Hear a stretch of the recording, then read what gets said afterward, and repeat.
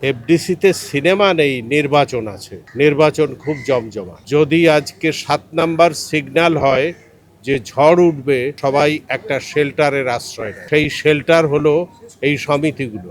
খুব সুষ্ঠুভাবে সুন্দরভাবে নির্বাচন হচ্ছে। যারা জয়ী হবে, আমার মনে হয় যারা পরাজিত হবে তারা জয়ের মালা পরিয়ে দেবে জয়ীদের।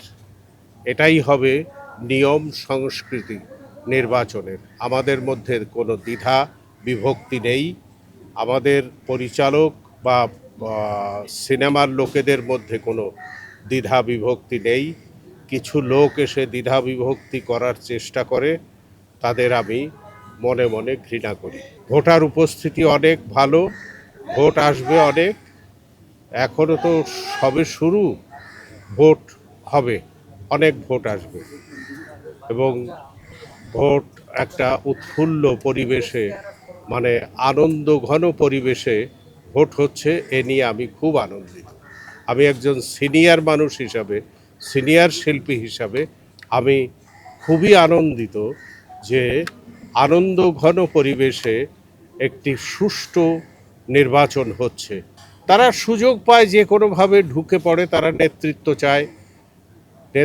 চায়, যে করে হোক জোর করে নেতৃত্ব চায়। এই কারণেই তারা সুযোগ পায়। এই শিল্পী সমিতির হাতে আসলে কিছুই নাই। তারা শিল্পী, তারা একজোট হয় সাধারণত তাদের স্বার্থ রক্ষার্থে। যদি কেউ বঞ্চিত হয়, যদি কেউ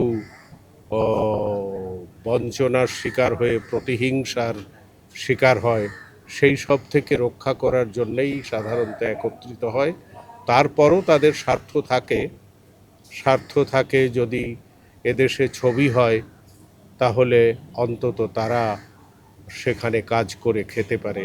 এই কারণে শিল্পীরা একত্রিত হয়। এই কারণেই আপনারা অনেকে ধারণা করতে পারেন যে এফডিসিতে সিনেমা নেই, নির্বাচন আছে। নির্বাচন খুব জমজমাট।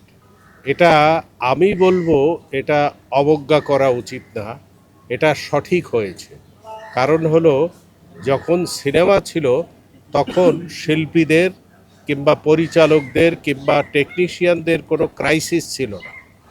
তখন সমিতির প্রয়োজন খুব একটা পড়তো না। আজকে সমিতির প্রয়োজন এই জন্যে, যেমন আমি দৃষ্টান্ত দিতে পারি, যদি আজকে 7 নাম্বার সিগন্যাল হয় যে ঝড় উঠবে, তখন সেই ঝড়ের থেকে রক্ষা পাওয়ার জন্য, একত্রিত হওয়ার জন্যে তারা সবাই একটা শেল্টারের আশ্রয় নেয়। তো সেই শেল্টার হলো এই সমিতিগুলো। সেই কারণেই এই নির্বাচন হয়। সবাইকে ধন্যবাদ।